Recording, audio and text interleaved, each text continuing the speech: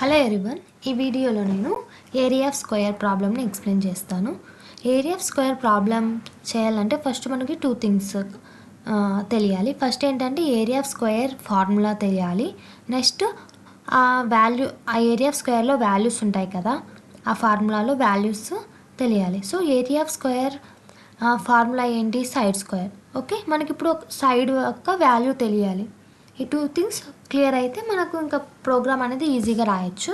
So first side యొక్క values ఏంటి? ఇంటి ఏ ఈక్వల్స్ టు, నేను సైడ్ని ఏ అనుకున్నాను, దాంట్లో సైడ్ యొక్క లెంత్ అనేది నేను 10 ఇచ్చాను. ఓకే, ఇప్పుడు నాకు ఏంటి ఫార్ములా?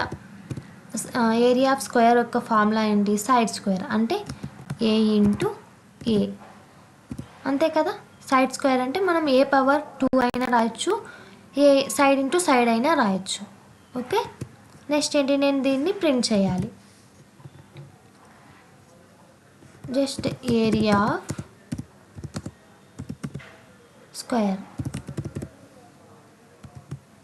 ఈజీ అండి. ఓకే, రన్ చేసి చూద్దాం. 100 వస్తుంది మన ఏరియా ఆఫ్ స్క్వేర్ 100. ఓకే,